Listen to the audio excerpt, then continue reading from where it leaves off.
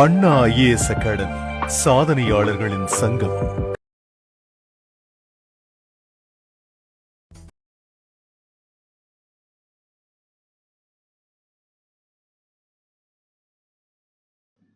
வணக்கம், welcome to Anna IAS academy. இந்த வீடியோவில் நம்ம அரித்மெட்டிக் ப்ராக்ரஷன், ஜாமெட்ரிக் ப்ராக்ரஷன் அப்படின்னா என்ன, அதாவது கூட்டுத்தொடர் வரிசை, பெருக்கு தொடர் வரிசை அப்படின்னா என்ன அப்படின்னு தான் இந்த வீடியோவில் பார்க்க போகிறோம். சரியா? ஸோ ஃபர்ஸ்ட் அரித்மெட்டிக் ப்ராக்ரஷன் அப்படின்னா என்னன்னு பேசுவோம். ஸோ தமிழ்ல கூட்டுத்தொடர் வரிசை அப்படின்வாங்க.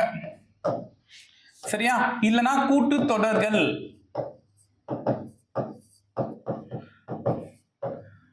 சரி, இத ஏபி அப்படின்னு ஷார்ட்டா சொல்லுவோமா? ஒரு சீக்வன்ஸ், அதாவது ஒரு வரிசை ஏபில இருக்கு அப்படின்னு சொல்லிட்டு எதை வச்சு சார் சொல்லலாம்? அப்போ அதுக்குன்னு ஒரு சில நம்பர்ஸ் வரும்ல, அந்த நம்பர்ஸ் என்ன? எக்ஸாம்பிளுக்கு நான் என்ன செய்யறேன்னா 1, 4, 7, 10ன்னு நானா ஒரு சில நம்பர்ஸ் எடுத்துக்கிறேன். சரியா? இப்போ இந்த நம்பர்ஸ் எல்லாமே இதுக்கு வித்தியாசம் பாருங்க. 1க்கும் 4க்கும் வித்தியாசம் 3. அதாவது 1ஓட 3 கூட்டினா 4, 4ஓட 3 கூட்டினா 7, 7ஓட 3 கூட்டினா 10. கரெக்டா? சோ அடுத்தடுத்த நம்பருக்கான வித்தியாசம் பொதுவா இருக்கு. இந்த மாதிரி அடுத்தடுத்த எண்களுக்கான வித்தியாசம் பொதுவா இருந்தா அததான் என்னன்னு சொல்லுவாங்கன்னா கூட்டுத்தொடர் வரிசை, அரித்மெட்டிக் ப்ராக்ரஷன் அப்படின்னு சொல்லுவாங்க. சரியா? சோ இதுக்கான ஜெனரல் டேர்ம் என்ன சார்? அதாவது ஒரு கூட்டுத்தொடர் வரிசையோட பொது வடிவம் எப்படி இருக்கும்? ஜெனரல் டேர்ம், பொது வடிவம். So a plus d, a plus 2d etcetera இந்த மாதிரி போகும். இதுதான் ஒரு கூட்டுத்தொடர் வரிசையோட பொது வடிவம். சரியா? ஜெனரல் டேர்ம் அப்படின்வாங்க. இதுல ஏனா யாரு சார்? ஏனா முதல் உறுப்பு. சரியா? முதல் உறுப்பு, ஃபர்ஸ்ட் டேர்ம். First term. டீனா யாரு? டீனா யாருன்னு கேட்டீங்கன்னா காமன் டிஃபரன்ஸ். காமன் டிஃபரன்ஸ், பொது வித்தியாசம்.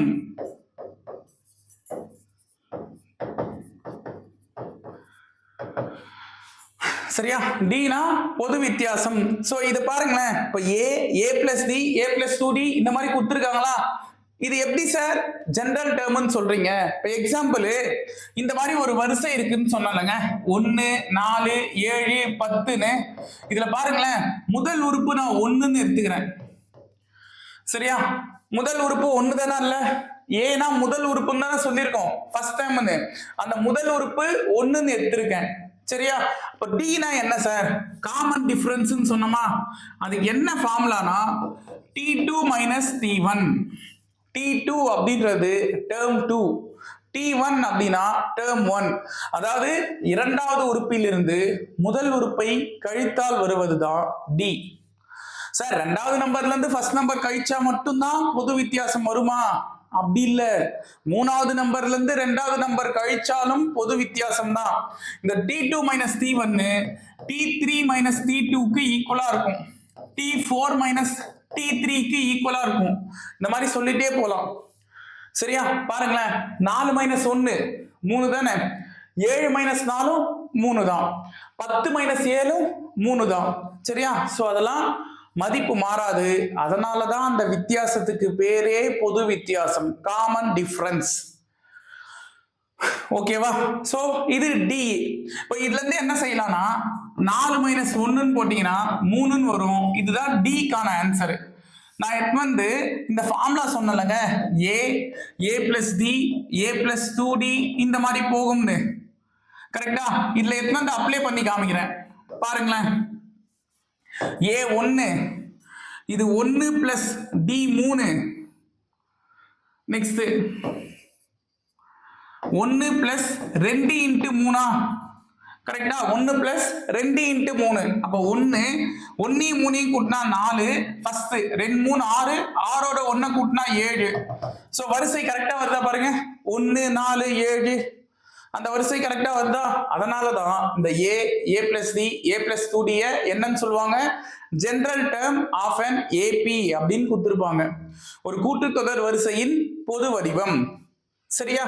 சோ நெக்ஸ்ட் இது மட்டும் தான் சார், வேற எப்படி ஒரு வரிசை குத்தவனே அது ஏபில இருக்கு அப்படின்னு சொல்லலாம்? ஒண்ணு வித்தியாசம் பொதுவா இருந்தா அது ஏபில இருக்கு, கூட்டுத்தொடர் வரிசையா இருக்கு அப்படின்னு சொல்லிட்டு போலாம். இல்லையா இப்படி ஒரு கண்டிஷன் இருக்குப்பா, 2b equal to a plus C, இதுதான் அந்த கண்டிஷன். சரியா? இல்ல bன்றது என்னன்னு கேட்டீங்கன்னா ரெண்டாவது உறுப்பு, ஏனா ஃபர்ஸ்ட் உறுப்பு, சினா மூணாவது உறுப்பு. So 2 into b 4 equal to a 1 c 7.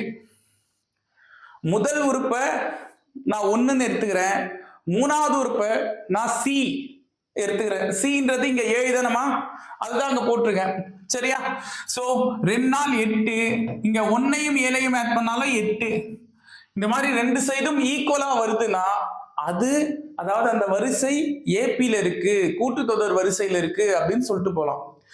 சரியா? அப்ப ரெண்டு கண்டிஷன், ஒன்னு வித்தியாசம் பொதுவா இருக்குன்னா அது ஏபி, இல்லனா 2b equal to a plus C அப்படின்ற அந்த ஃபார்முலாவை சாட்டிஸ்ஃபை பண்ணுது அப்படின்னா அது ஏபில இருக்கு அப்படின்னு சொல்லலாம். சரியா? நெக்ஸ்ட் இதுல n ஒரு ஃபார்முலா கொடுத்திருப்பாங்க, n equal to l minus a by d plus 1, இப்படி ஒரு ஃபார்முலா கொடுத்திருப்பாங்க. சரியா? இல்ல என்னன்னா யாரு சார்? என்னன்னா யாருன்னு கேட்டீங்கன்னா number of terms. Number of terms அதாவது உறுப்புகளின் எண்ணிக்கை.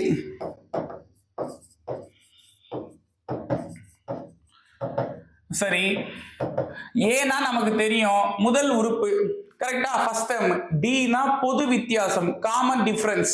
அப்ப எல்னா யாரு? எல்னா லாஸ்ட் டேர்ம். சரியா? கடைசி உறுப்பு. சோ இதுதான் உறுப்புகளின் எண்ணிக்கை கண்டுபிடிக்க formula, l minus a by d plus 1. சரியா? இந்த ஃபார்முலாவும் நம்ம யூஸ் பண்ணுவோம். நெக்ஸ்ட் என்னாவது உறுப்பு கண்டுபிடிக்க ஃபார்முலா, என்னாவது உறுப்பு, இதெல்லாம் சம் போடும்போது ஈஸியாவே புரியும். என்னாவது உறுப்பு அதாவது nth டேர்ம் கண்டுபிடிக்க ஃபார்முலா, கொடுத்திருக்கிற வரிசை எனக்கு ஏபில தான் இருக்கு அப்படின்னா அதுக்கு என்னாவது உறுப்பு கண்டுபிடிக்க ஃபார்முலா என்ன தெரியுமா? tn equal to a plus n minus 1 into d, இதுதான் அதுக்கான ஃபார்முலா. சரியா? இந்த tnனா என்ன? என்னாவது உறுப்பு கேட்டனால tn, ரெண்டாவது உறுப்பு கேட்டாங்கன்னா என்னன்னு சொல்லுவோம்? t2, முதல் உறுப்பு கேட்டா t1, நாலாவது உறுப்பு கேட்டா t4. சரியா? இங்க என்னாவது உறுப்பு அதனால tn.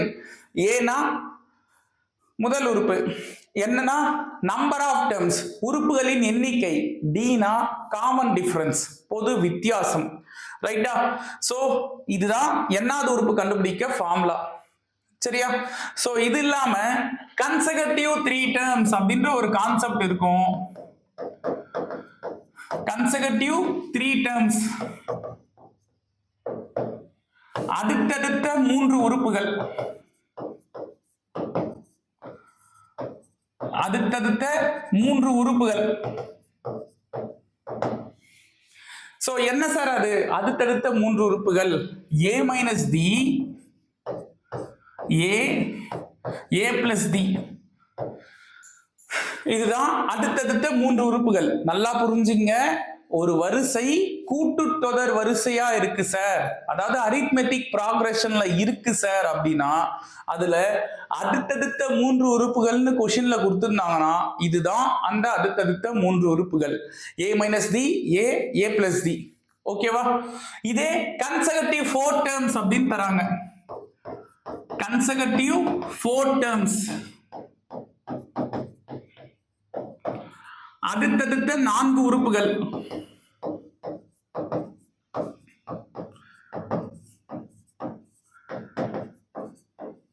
இதுக்கு என்ன சார் ஃபார்முலா வரும்? இதுக்கு என்ன அந்த ஃபார்மேட் வரும் அப்படின்னு பாத்தீங்கன்னா a minus 3d, a minus d, a plus d, a plus 3d. So இது அடுத்தடுத்த 4 உறுப்புகள். சரியா? a minus 3d, a minus d, a plus d, a plus 3d. ஓகேவா? இதுதான். ஸோ இங்கேயும் வந்து உங்களுக்கு என்னன்னா கொஷின்ஸ் வரும்போது இதெல்லாம் யூஸ் ஆகும். ரைட்டா? இது கன்சர்வேட்டிவ் 4 டேர்ம்ஸ். ஸோ இதெல்லாம் பேஸ் பண்ணி தான் ஏபியில் நீங்க சீக்வன்ஸை பார்ப்பீங்க. சரியா? இதுலயே சீரீஸ் அப்படின்ற ஒரு கான்செப்ட் இருக்கு. சீரீஸ் அப்படின்னா என்ன சார்?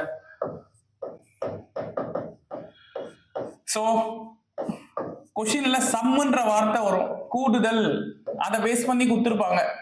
ஒரு கூட்டுத்தொடர் வரிசையில கூடுதலை பேஸ் பண்ணி கொஷின் கேட்கறாங்க அப்படின்னா அது சீரீஸ். ஓகேவா? ஒன்னு தொடர்கள், இன்னொன்னு தொடர் வரிசைகள்.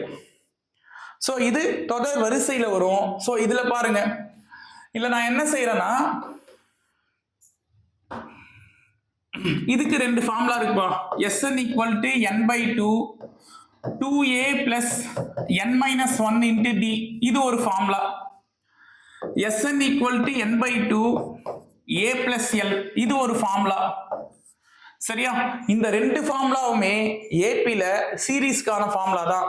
இதுல யாரை எங்க யூஸ் பண்ண போறோம் அப்படின்றது தான் அங்க மேட்ரு. சரியா? சோ என்னன்னா இதுவும் SN, இதுவும் SN. SN என்ன சார்? நான் TN என்ன சொன்னேன்? என்னாவது உறுப்புக்கு TN பேருன்னு சொன்னேன். அப்ப SN என்ன சார்? அதாவது எஸ்ன்றது இங்க என்னன்னா, நான் ஏற்கனவே சொன்ன மாதிரி சம் ஆஃப் n இல்லைன்னா சமேஷன் ஆஃப் n. சீரீஸ்ன்னு அர்த்தம் இல்லைங்க, சமேஷன் ஆஃப் n. புள்ளியியல் ஸ்டாட்டிஸ்டிக்ஸ் அப்படின்ற ஒரு டாபிக்ல இதெல்லாம் படிச்சிருப்போம். சராசரினா சமேஷன் x by n அப்படின்னு ஞாபகம் இருக்கா? சமேஷன் அப்படின்றது என்ன? கூடுதல் தானே. ஸோ அதுதான் இங்க நான் சொன்னேன், கூடுதல் கேட்கறாங்கன்னா இந்த ஃபார்முலாஸ் யூஸ் பண்ணணும் அப்படின்னு. சரியா? ஸோ சமேஷன் ஆஃப் n இல்லைன்னா சம் ஆஃப் n. இதுக்கு தான் n by 2 2a plus n minus 1 into d அப்படின்னு ஒரு ஃபார்முலா கொடுத்துருக்காங்க. இதுல இந்த ஃபார்முலா எப்போ யூஸ் பண்ணணும், இந்த ஃபார்முலா எப்போ யூஸ் பண்ணணும்? இது கொஸ்டின்ல எனக்கு வித்தியாசம் தராங்க சார், டிஃபரன்ஸ் தராங்க. சரியா? டிஃபரன்ஸ் தராங்க அப்படின்னா இந்த ஃபார்முலா யூஸ் பண்ண போறோம். சரியா? வித்தியாசம் தந்தா ஃபர்ஸ்ட் ஃபார்முலா. சரியா? கடைசி உறுப்பு தராங்க சார் அப்படின்னா 2வது ஃபார்முலா. சரியா? கடைசி உறுப்பு தந்தா 2வது ஃபார்முலா. சோ இந்த 2 ஃபார்முலா இது வரைக்கும் பாத்தீங்கன்னா உங்களுக்கு என்ன முடியுதுன்னா ஏபி அதுல சீரீஸ் என்ன அப்படின்னு சொல்லிட்டு முடியுது. சரியா? நெக்ஸ்ட் ஜிபினா என்ன, அதுல எந்த மாதிரிலாம் ஃபார்முலாஸ் இருக்கு அதுதான் இப்ப பார்ப்போம். சரியா? சோ ஜிபி ஜாமெட்ரிக் ப்ராக்ரஷன் அப்படின்னுவாங்க.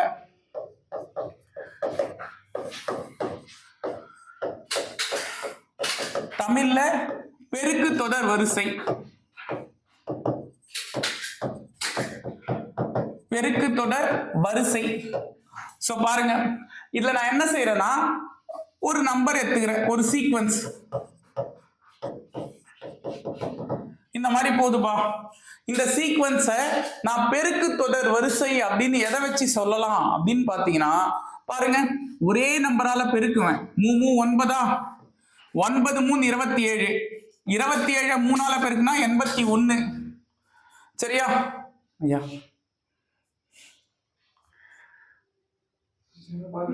இல்ல இல்ல சத்தம் வருது. சோ பாருங்க, 3 9 9 3 27 27 3 81.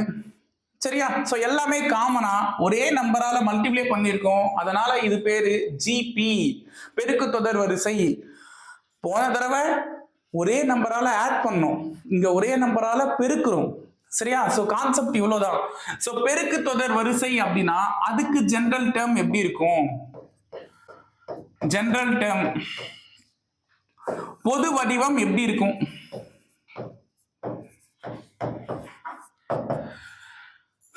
சரியா? பொது வடிவம் எப்படி இருக்கும்? Simple logic. எப்படின்னா ஏ ஏஆர் ஏஆர் ஸ்கொயர் எக்ஸெட்ரா இந்த மாதிரி இருக்கும். இதுல ஏ ஓகேப்பா, முதல் உறுப்பு நம்ம என்னன்னு சொன்னோம்? ஃபர்ஸ்ட் டேர்ம் அப்படின்னோம். கரெக்டா? அப்ப ஆர்னா யாரு சார்? அங்க டின்னு ஒருத்தர் வந்தாங்களா? அந்த டிக்கு என்னன்னு சொன்னீங்க? பொது வித்தியாசம். கரெக்டா? காமன் டிஃபரன்ஸ் சொன்னீங்க. இங்க ஆறுன்றது காமன் ரேஷியோ. காமன் ரேஷியோ அதாவது பொது விகிதம்.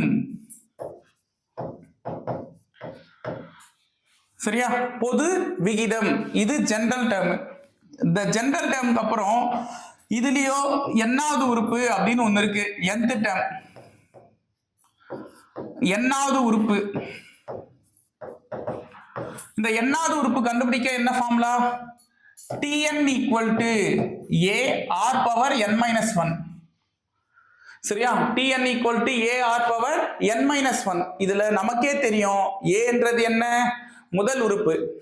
r என்றது என்ன? பொது விகிதம். என்னன்னா நம்பர் ஆஃப் டேர்ம்ஸ், உறுப்புகளின் எண்ணிக்கை. சோ எல்லாமே தெரிஞ்சா என்னாவது உறுப்பு என்னன்னு சொல்லிட்டு சொல்லிடலாம். ஓகேவா? இது என்னாவது உறுப்புக்கான formula. Next consecutive 3 terms. consecutive 3 terms அதாவது அடுத்தடுத்த 3 உறுப்புகள். அடுத்தடுத்த 3 உறுப்புகளுக்கான formula a by r a ar. So ஒரு சீக்வென்ஸ் கொடுத்திருக்காங்க. அந்த சீக்வென்ஸ் பெருக்கு தொடர் வரிசையில இருந்தா, சரியா, அதுக்கான அடுத்தடுத்த 3 உறுப்புகளுக்கான ஃபார்முலா என்னவா இருக்கும்? a by r a ar இருக்கும். சரியா? நெக்ஸ்ட் அடுத்தடுத்த 4 உறுப்புகள் consecutive 4 terms.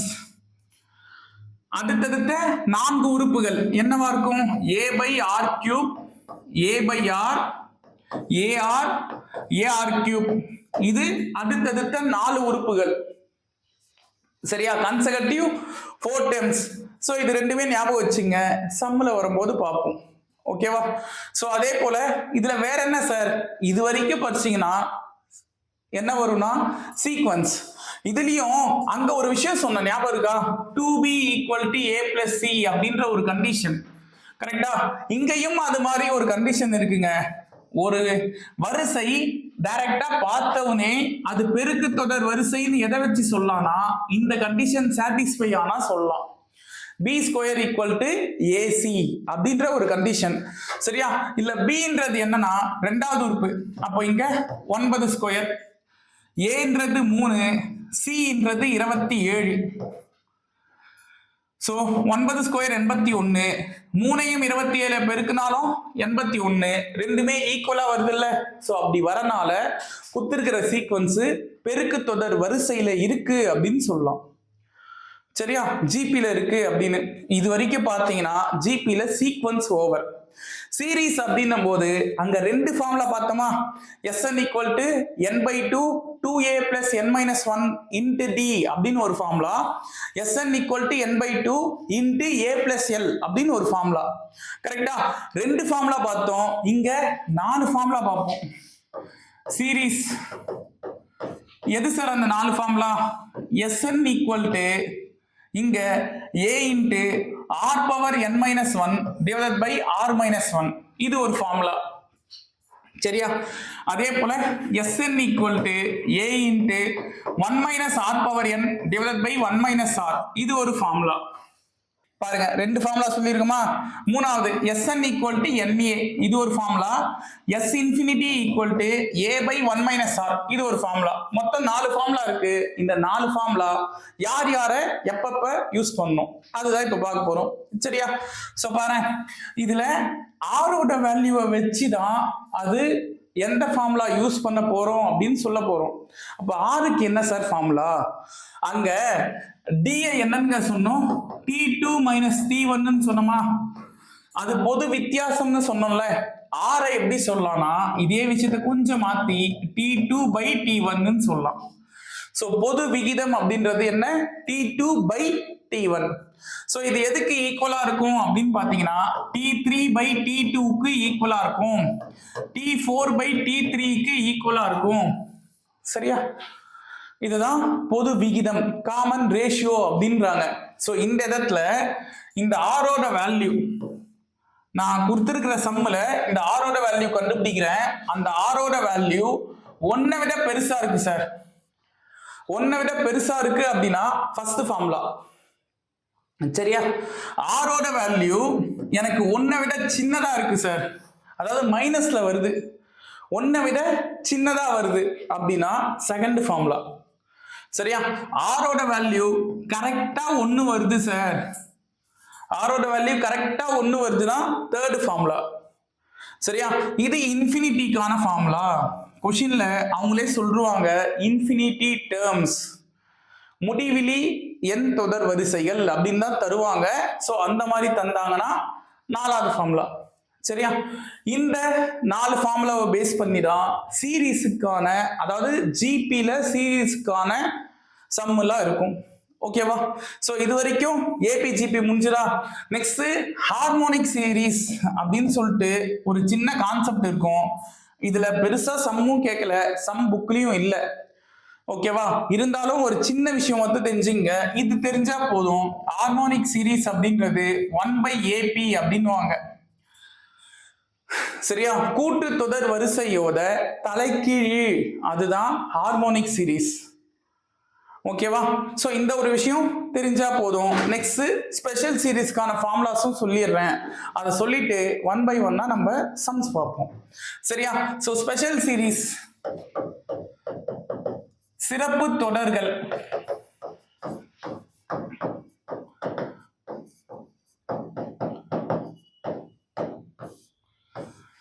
சிறப்பு தொடர்கள். சோ என்ன formula sir? 1 plus 2 plus 3 plus etcetera n அப்படின்னா இதுக்கான ஃபார்முலா என்ன? n into n plus 1 by 2. சரியா? சோ இந்த கதையை வேற எப்படி சார் சொல்லலாம்?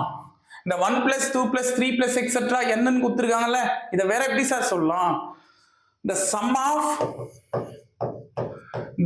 of first n natural numbers. சரியா? the sum of first n natural numbers கான ஃபார்முலா என்ன? n into n plus 1 by 2. முதல் n இயல் எண்களின் கூடுதலுக்கான ஃபார்முலா. சரியா? முதல் n இயல் எண்களின் கூடுதலுக்கான ஃபார்முலா. சோ இதுல இரண்டாவது ஃபார்முலா என்ன sir? 1 square plus 2 square plus 3 square plus etc plus n square. So n into n plus 1 2n plus 1 by 6. இதுக்கு சார் இந்த மாதிரி தான் தரணுமா கொஸ்டின்? வேற எப்படி தரலாம்? தியரியா வேற எப்படி கேட்கலாம் அப்படின்னு கேட்டீங்கன்னா சேம் இதே கண்டென்ட் தான். the sum of square of first n natural numbers. சரியா? n natural numbers, அதாவது முதல் n இயல் எண்களின் வர்க்கங்களின் கூடுதலுக்கான ஃபார்முலா. முதல் n இயல் எண்களின் வர்க்கங்களின் கூடுதலுக்கான ஃபார்முலா எது? n into n plus 1 2n plus 1 by 6. next 1 cube plus 2 cube plus 3 cube plus etc n cube. இதுக்கு என்ன sir answer? n into n plus 1 by 2, அதுக்கு ஹோல் ஸ்கொயர். கரெக்டா? சோ கியூப்ல கொடுக்கறாங்க क्वेश्चनனா அதுக்கான ஃபார்முலா என்ன? n into n plus 1 by 2 ஓட whole square. இது வேற எப்படி கேட்கலாம்? the sum of cube of first n natural numbers. n natural numbers, முதல் n இயல் எண்களின் கணங்களின் கூடுதலுக்கான ஃபார்முலா. முதல் n இயல் எண்களின் கணங்களின் கூடுதலுக்கான ஃபார்முலா என்ன? n into n plus 1 by 2 ஓட ஹோல் ஸ்கொயர். நெக்ஸ்ட் நாலாவதா ஒரு formula 1 plus 3 plus 5 plus etc plus 2n minus 1 equal to n square அப்படின்னு கொடுத்திருப்பாங்க. இது எதுக்கான ஃபார்முலா தெரியுமா? எழுதந்த வச்சே சொல்லிருப்பீங்க. இது ஒற்றைப்படை எண்களின் கூடுதலுக்கான formula. the sum of n odd numbersக்கான ஃபார்முலா. சரியா? the sum of n odd numbersக்கான ஃபார்முலா என்ன? n square. இந்த 4 ஃபார்முலா யூஸ் பண்ணி நம்ம சம் போடுவோம். அதே போல இந்த odd numbersக்கு இன்னொரு ஃபார்முலாவும் வருங்க. என்னன்னா l plus 1 by 2 ஓட whole square. l plus 1 by 2 ஓட ஹோல் ஸ்கொயர். இது சம்முன்னு அர்த்தம் போது இதுல யாரை எங்க யூஸ் பண்ணோம் அப்படின்னு சொல்லிட்டு நான் சொல்றேன். சரியா?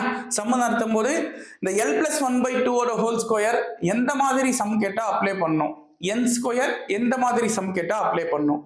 ரெண்டுமே சம்பளம் நான் டீட்டெயிலாக எக்ஸ்பிளைன் பண்ணுறேன். சரியா?